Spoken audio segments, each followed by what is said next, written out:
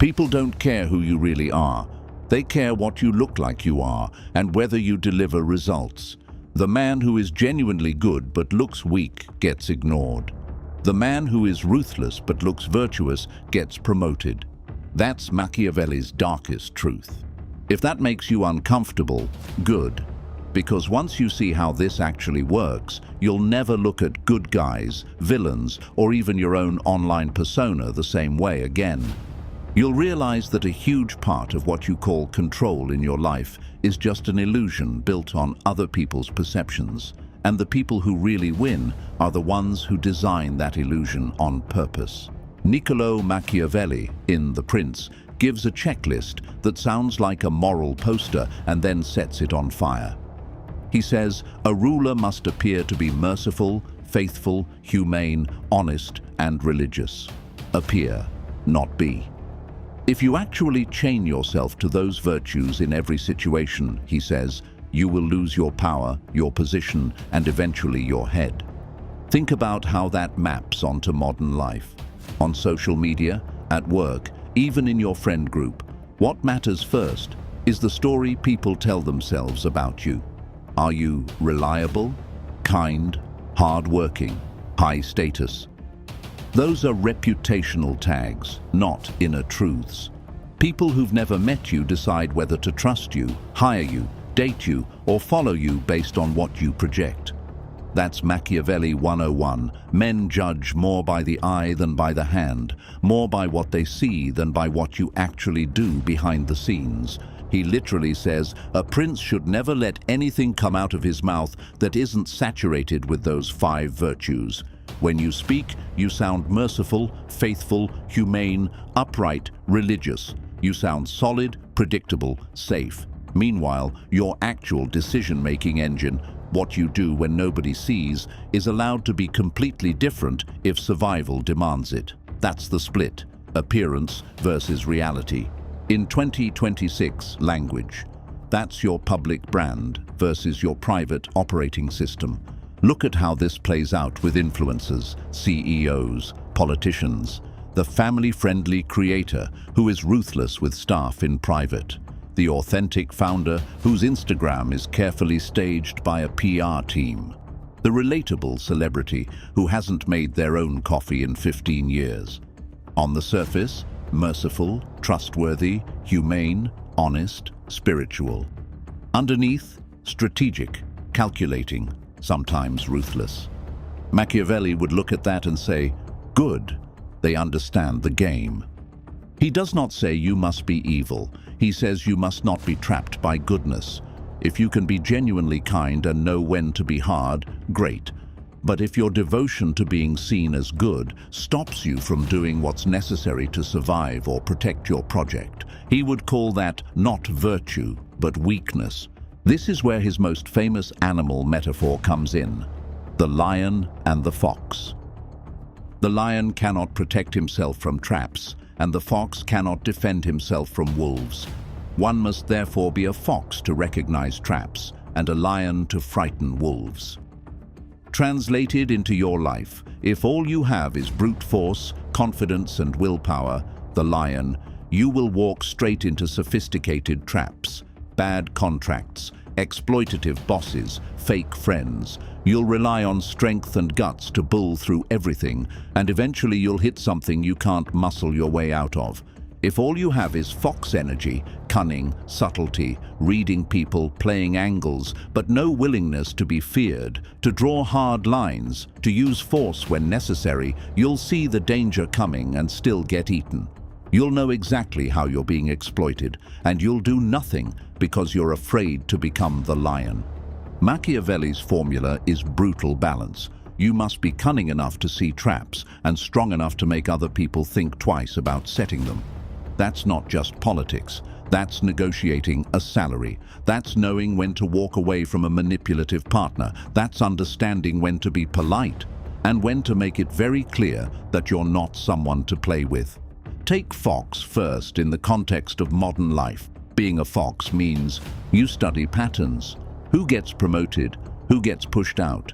You notice that the hardest worker isn't always the one who rises. It's often the person who looks high value to the right eyes. You listen more than you talk. You spot the co-worker who always takes credit, the friend who only calls when they need something, the manager who uses "we're family" language to justify free labor. You can decode signals, tone, timing, silence, sudden kindness from someone who ignored you before. You notice when a compliment is actually a test, when a favor is actually a leash. Foxes survive because they don't take situations at face value. They assume that other people also have motives and constraints they're not saying out loud. They're always asking, who benefits if I do this? What do they really want? What happens if I don't play along? But fox energy alone can turn into paralysis. You see everything, you see everyone's angle, and you do nothing because risk is everywhere. That's when you need the lion. Lion energy is controlled willingness to be threatening when necessary. At work, that might look like calmly saying, "No, that's outside my role and I'm not taking it on without a title and a raise." In relationships, it can be, "If you speak to me like that again, I'm leaving. I'm not bluffing." In public, it can mean defending your boundaries instead of always being nice. The lion doesn't roar all the time. The lion just makes sure the room knows that if pushed too far, there are teeth. Without that, foxes get used over and over. With only that, lions get baited and trapped. Together, they create a persona that looks calm, trustworthy, even gentle on the surface, but has a very different reality underneath.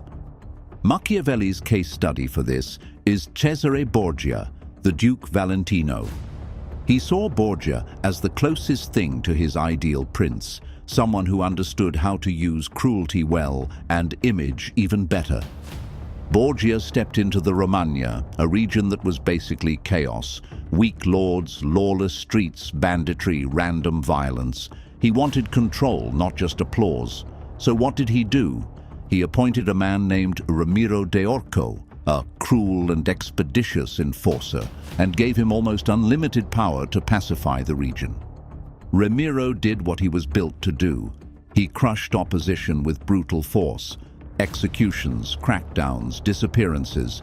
In a short time, the Romagna became quiet, obedient, fearful. People hated him, but they feared what he represented, the end of randomness.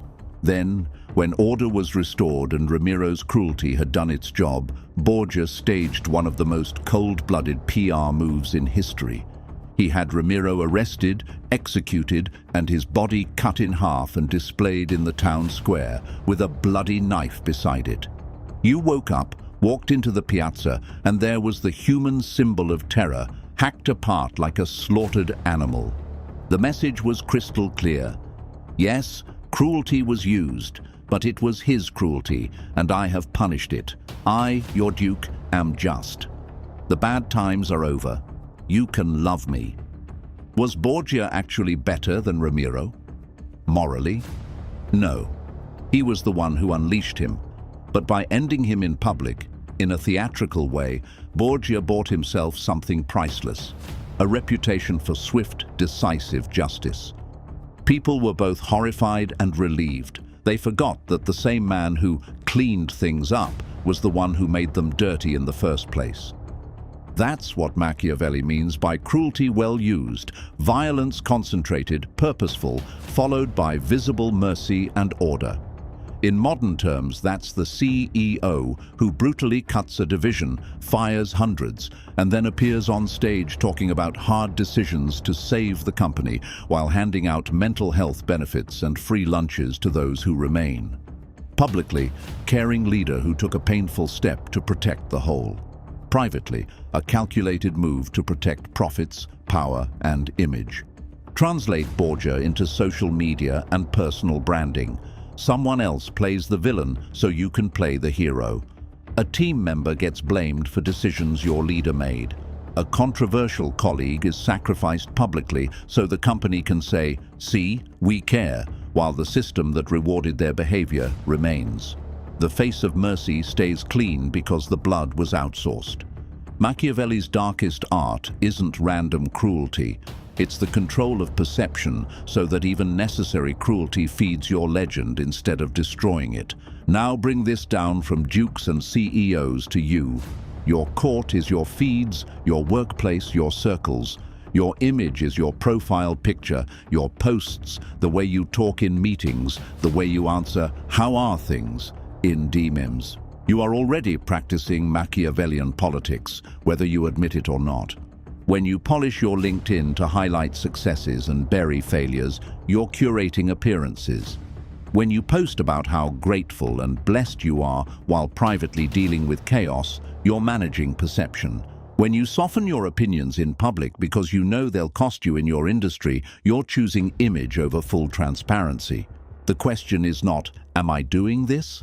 The question is, am I doing this deliberately and intelligently, or am I just drifting? Machiavelli would tell you, your reputation is your ultimate weapon. It can open rooms you're not qualified to enter yet. It can protect you when things go wrong. It can make people give you the benefit of the doubt when you screw up.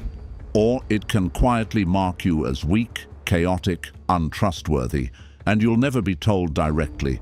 You'll just notice that opportunities never quite land. So how do you build a Machiavellian reputation that serves you without becoming a cartoon villain? First, decide what you want to appear to be. Not in some vague, good person sense, but specifically. Do you want to appear reliable and steady, visionary and bold, calm under pressure, generous and loyal? Choose 3 to 5 traits that, if people associated them with your name, would change your life. These are your 5 virtues, your version of merciful, faithful, humane, honest, religious.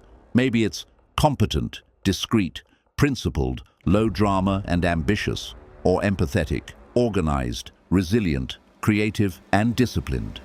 Second, engineer your surface behavior to reflect those traits, especially when people are watching. If you want to be seen as reliable, you answer messages consistently and meet deadlines. If you want to be seen as discreet, you never leak other people's private information. If you want to be seen as principled, you say no to certain lines you won't cross, and you say it calmly without drama. Third, and this is the Machiavelli part, don't confuse that engineered surface with your core. Beneath it, you maintain the flexibility to act in ways that don't fit the image when necessary to protect your long-term goals or your survival. That might mean ending a relationship that no longer serves you, even if your loyal brand makes that feel wrong. It might mean declining an opportunity publicly while maneuvering behind the scenes to create a better one. He would say, appear loyal, but don't let loyalty trap you into self-destruction. Appear honest, but don't feel obligated to disclose everything to people who would weaponize your transparency. Appear kind, but do not sacrifice yourself for people who've repeatedly shown they won't do the same. In short, your image is stable, your strategy is not. This is where the illusion of control comes in. Most people think they're in control because they feel consistent with themselves. I'm a good person, I'm honest, I'm kind, I'm always helpful. That feels like control. But Machiavelli would say that's not control, it's a script, and scripts are easy to exploit. If someone knows you always say yes, they control you. If they know you'll never raise your voice, they control you. If they know you care more about being liked than being respected, they control you. You've handed them the map to your behavior. Real control is being able to decide, moment by moment, which version of yourself the situation sees. It's being able to turn the fox up or down, the lion up or down, without cracking your outer mask.